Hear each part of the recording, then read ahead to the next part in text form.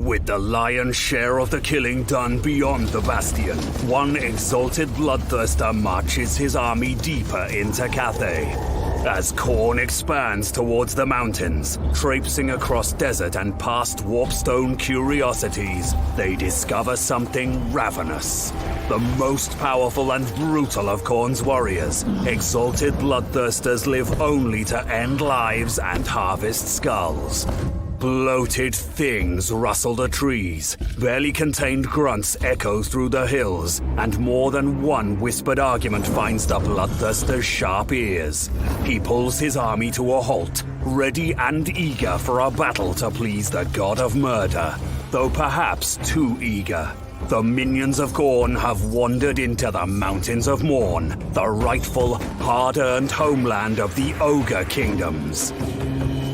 The coming conflict between demon and ogre may have been avoided if not for the dim-witted instincts of a trigger-happy Noblar. Witnessing the premature firing of the scrap launcher rouses the thuggish instincts of the poorly concealed ogres, who lose all semblance of order and descend upon the demons, largely mistaking them for edible man-things. Scrag the Slaughterer is the insane leader of this rabble, who style themselves the Disciples of the Maw. He drags behind him a massive meat pot and is seldom far from a rabble of gorgers. His followers revere him as the legendary prophet of the Great Maw.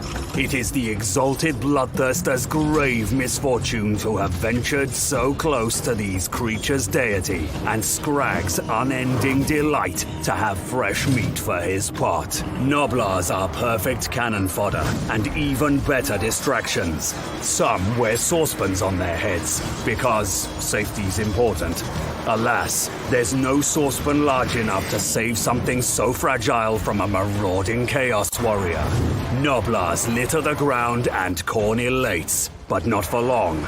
Ogre Bulls charge into the fray, pinning the Chaos Warriors on both sides in a rare display of tactical brilliance. Scrag doesn't remember telling his forces to flank the enemy, and honestly, he's already forgotten it happened. He casts the Maw because he enjoys the sight of impaled flesh squirming on pointy rocks. On the outskirts of the battle, Mournfang cavalry have been biding their time, waiting for an opportune moment to strike.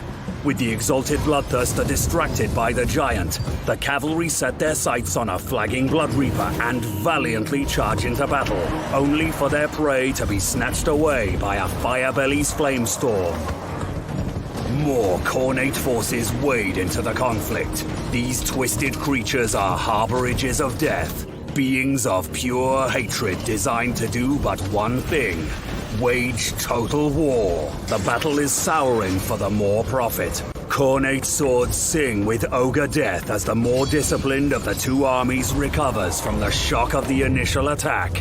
Driven back and on the defensive, Scrag has one last trick up his sleeve. He casts Troll Guts on himself, which does wonders for his own survivability but little to benefit his dwindling army. Scrag's true ace in the hole, a rampaging Stonehorn and a fresh wave of trusty Gorgers are more than enough to even the odds. For what Scrag the Slaughterer and his ogre kin lack in tactical prowess, they more than make up for in brute strength and raw power. Their home, as hardy and intimidating as they themselves, may prove to be quite the undertaking for the demons of chaos. There is, after all, a reason Cathay and Kislev both venomously avoid venturing too deeply into the Mountains of Mourn.